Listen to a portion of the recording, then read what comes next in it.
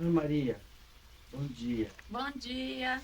Queria agradecer que você está recebendo a gente aqui na sua casa, para a gente registrar um pouco da história que tem aqui nessa terra, da dedicação que vocês têm com a agricultura. E aí queria que você contasse um pouquinho como é que foi chegar aqui, a sua relação com a prática da agricultura, contar para a gente um pouquinho como é que é essa história. Eu aqui agradeço porque também hoje, né, o universo está agradecendo com essa chuva. Faz tempo que não vem. Eu estou falando disso pela situação que a gente está passando, né, por falta de chuva, né? Aqui é um assentamento de 28 famílias, chama Assentamento Bela Vista, aqui em Peró, São Paulo. E eu vim aqui junto com a luta do MST, é uma conquista da luta, junto com minha família. Hoje, quem trabalha na biodinâmica é eu e meu companheiro William, e já estamos aqui desde 98 e em 2002 a gente já começou com o certificado IBD, depois já conhecemos a ABD e quando a ABD foi ser OPAC para fazer os SPG, Sistemas Participativos de Garantia, nós também fizemos o SPG Iperó, que hoje tem 18 famílias. 18 famílias Daqui do que são assentamento, que são certificadas. certificadas pelo SPG, Uhum. da OPAC e ABD, da Associação Biodinâmica Botucatu, e que é desse assentamento e do assentamento Ipanema também. E tem uma coisa também que eu sei do seu trabalho aqui com sua família e com as pessoas que estão nessa luta, como você disse, pela terra, pela produção de alimento sadio, que tem a ver com uma comunidade de apoio de pessoas que estão engajadas com receber de vocês aquilo que é cultivado com tanto carinho aqui, não é isso? Isso, a gente construiu juntos, né, uma comunidade que sustenta a agricultura, CSA Sorocaba, que hoje tem 30 coagricultores, famílias coagricultoras, e tem a CSA Coração, que tem 19 famílias coagricultoras também. E aí a gente faz as colheitas na quarta para a CSA Coração e na quinta para a CSA Sorocaba. E temos também construído juntos também Instituto Terra Viva Brasil de Agroecologia, que faz o trabalho de logística e comércio da produção biodinâmica e agroecológica, tanto aqui dos assentamentos como da região, em torno de mais de 60 famílias.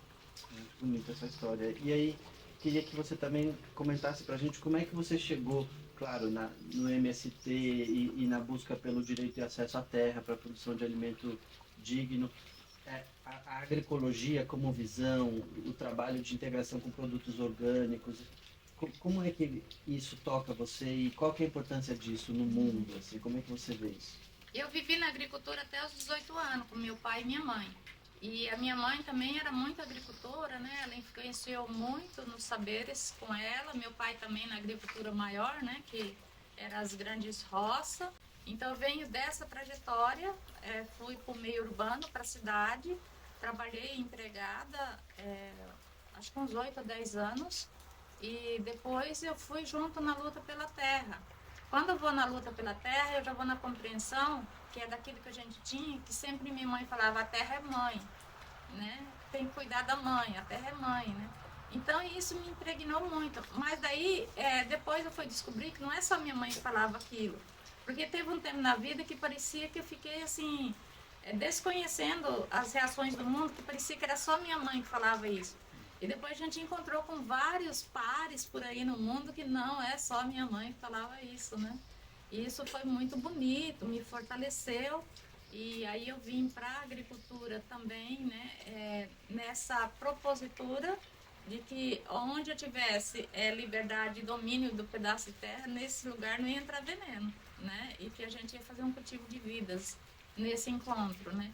E é muito engraçado porque nessa cultura desses legados a gente se mistura muito, né? A mãe brincava assim, o alho tem dente? Não. Então, você emprestou seu dente pro alho, né? A gente se misturava, né? O alface tem pé? Não. Então, você emprestou seu pé pro alface, né? E aí a gente emprestava coisas dos vegetais pra gente também, né? Então, eu assim, cresci achando que eu, um ser árvore, não tem muita diferença, né? E na filosofia de vida do cotidiano, do dia a dia. Por isso que eu acho que essa questão É que o pessoal dá o nome de educação, pode ter outros nomes, né? Mas o nome mais popular, assim, desde criança, na convivência do dia a dia, ela faz diferença pro resto da vida. Depois a gente fica buscando as missões, né? Para encontrar quem é seus pares, para cumprir aquela missão que a gente aprendeu de dentro de casa, né? E eu fui criada comendo mandioca e batata de manhã, igual vocês vão ver ali na mesa. Ovo cozido, às vezes, né? Inhame. E essas coisas. Então, para mim, o pão era lá de vez em quando. E aí, quando tinha pão, era pão caseiro, né? Feito também de mandioca, de abóbora, dessas coisas, né? O trigo a gente pouco conhecia no período, né? Então, nessa área da alimentação também, ela faz muito sentido de quando eu encontro e começo a conhecer a biodinâmica com o nome biodinâmica e aprofunda um pouquinho na ciência. Porque eu acho que a ciência ela é tão ampla que eu sei um pouquinho, né? E tento aplicar um pouquinho aqui e já me sinto, assim, bastante gratificante com isso, né? Porque na agricultura convencional você não conta com chuva, com frio, com sol, com lua, com os astros, né? Com a direção dos ventos, as estações, nada disso. E na biodinâmica, principalmente, a gente conta com... A gente é um colaborador de também, né, participar da gratidão de todos esses fenômenos. Então, isso faz muita diferença para mim. E faz cada dia eu querer saber mais sobre, né? A gente é um grãozinho de areia, né? Diante do infinito, né? Mas é muito importante, faz a diferença.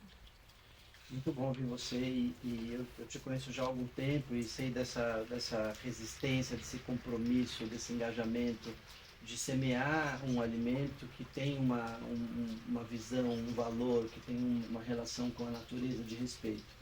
E desse ponto de vista, assim, como é que você vê no mundo de hoje, que a gente está hoje, a importância de fazer esse tipo de prática que você realiza, que você leva junto com todo o movimento, né, que a gente faz parte? Qual que é a mensagem que a gente está deixando para o futuro?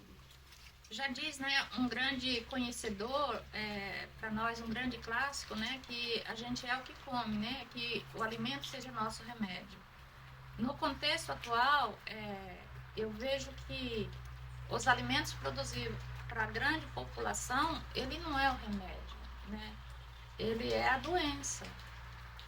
A produção que a gente faz na agroecologia, na biodinâmica, ela é a cura, é o remédio, é o revitalizar, é o de luz, né? É o alimento da vida.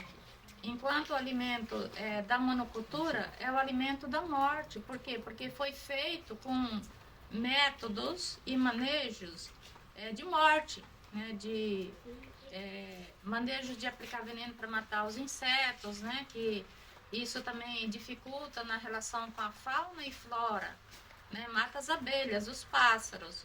Os nossos, não, aqui no meu organismo agrícola, Sítio Mãe Terra, parece um restaurante. Todo bicho vem para cá, né, se alimentar desse alimento. Eles são os primeiros, né, a identificar de que esse alimento, por mais crítico que está o clima, que elas estão estressadas sem água, mas elas não têm veneno. Então, isso é uma gratidão. Eu vejo isso, é o sentido da vida. Não é só uma diferença, é uma causa, né? Assim, muito forte, né?